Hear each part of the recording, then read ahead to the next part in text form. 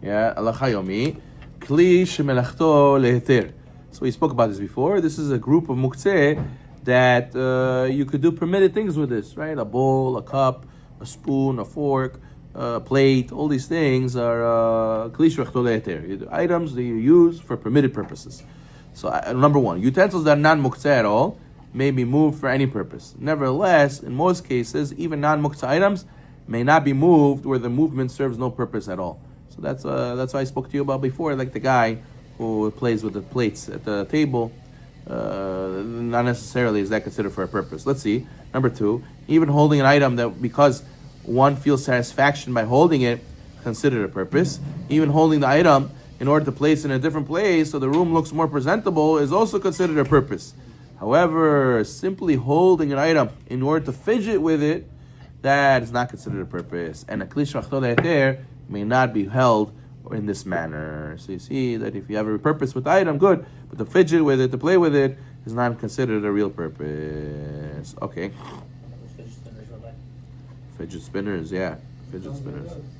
Yeah. Can you use it? Now we're talking about, it's not melacha. What purpose is it to calm you down? Yeah, I hear it's meant for calming down. But what if it's a plate? It's not meant for it to calm you down. The fork, the guy spins the fork on his finger, and it's not necessarily made for it to be a fidget spinner. So maybe you should use it for what it's meant for. 4, items that were considered kli shemelachto leheter at the onset of Shabbat maintain the status throughout the Shabbat. For example, if the door of a small closet breaks off, both the item and the door are not considered muktzeh. Since this was the cabinet door before when Shabbat started, so it was not muktzeh. Even though it breaks off on Shabbat, it's not considered muktzeh on Shabbat because it wasn't muktzeh before Shabbat. Okay. Let's see. 5. Kli shemelachto leheter does not have to be an item that's only used for permitted activity. Sometimes, even if it's used for a prohibited activity, it's still considered kli shemelachto leheter. For example, you have a knife. It's used for cutting food. Knife used for cutting food is a permitted activity. But sometimes I used to use this knife to sharpen a pencil. Oh, so that's a forbidden activity. So this item I use sometimes for permitted and sometimes for forbidden. Still, nevertheless, most of the time I use it for permitted. It's considered kli shemelachto leheter. What about if I carry a kli shemelachto leheter for the sake of after Shabbat? Keys are kli shemelachto leheter, right? But I'm carrying it for after Shabbat, right? For example, one may carry a house key on Shabbat, even though one will not be returning home until after Shabbat. But one may not carry a knife with him after he finished the shashid if there's no need for it. Okay, good. Utensils that use for eating or drinking, such as plates, cups, forks, knives, those are all considered kli shemelachto leheter, even disposable ones. Utensils that are only used for Pesach may be moved on a regular Shabbat when it's not Pesach. Those are considered they're not considered muktzeh, even though I never use them during the year. I only use them on Pesach. Let's say this Shabbat Erev Pesach, right? So I might move around some Pesach dishes, whatever. That's not considered muktzeh. Okay. Let's say I have a utensil I bought from a non-Jew, but I didn't put it in the mikveh yet. It's not considered muktzeh on Shabbat, even though they cannot be used until they are immersed. Technically, according to Sfaradim, you could dip it on Shabbat, but better to do it before. Let's say a utensil became prohibited. Somebody mistakenly cooked meat and milk, right? A meat pot with milk. They got mixed up, so now it became forbidden taste inside the pot. So that may be still moved on Shabbat. It's not considered muktzeh because you could use it for other things than other things than using it for hot food. 11, candlesticks that were not used on the current Shabbat are considered kli shemelachto leheter.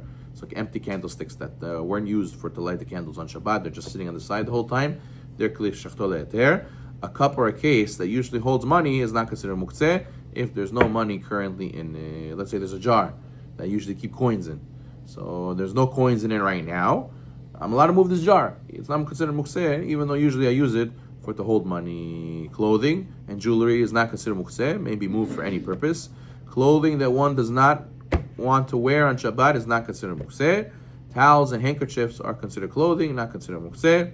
Dirty clothes, let's say a child soiled himself or mud splashed on somebody, his shirt is completely soiled. That's not considered muktzeh because technically you would still wear it in extreme necessity. The plastic cover a person uses to cover his hat or to cover his shoes in the rain also not considered Muktzeh, even though it's not currently raining. A bathing suit is not considered Muktzeh since it can be worn even when one is not swimming. Let's say a button. Button fell off from your suit, God forbid. A button fell off from the coat. A button that fell off from one's clothing is permitted to be moved on Shabbat, is not considered Muktzeh. Let's say pearls from a necklace, charms from a necklace fell off.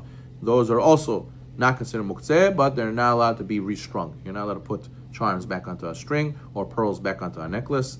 A purse or a wallet that does not have any money in it may be used on Shabbat to carry permitted items. Well, okay, purse. Wallet means like a pouch, not the ones with the cards. A money pouch that you can use it to put other stuff and to carry stuff with. That would be permitted if there's nothing in there. A hand watch is considered a makli shechto le'eter. Strings of one's talit has shalom ripped. Happens sometimes. You walk with your talit, you get stuck on a chair, or someone steps on it and yanks the string, rips it, and the talit now is pasul. It's not considered muktzeh. However, the broken strings are considered muktzeh. Okay, fine. Then we move on to books, Sfarim.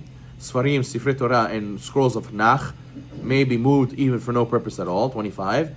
Even Sfarim that are meant to be sold are not considered Muktzeh. 26 pieces of paper that have Torah written on them. Even if you have intention to put them in Genizah, they are still not Muktzeh. Mezuzah. Even though one is careful with the Mezuzah, one can still read from it and learn many halachot from how it's written, so therefore it's not considered Muktzeh on Shabbat. Medical books are not considered Muktzeh, since there are situations where you're allowed to read them on Shabbat. However, better not to study on Shabbat. And finally, 32, one may move a phone book on Shabbat, since it's permitted to read it on Shabbat to find somebody's address. Back in the day, people used to use phone books. They don't really use them today. Baruch Amen, amen.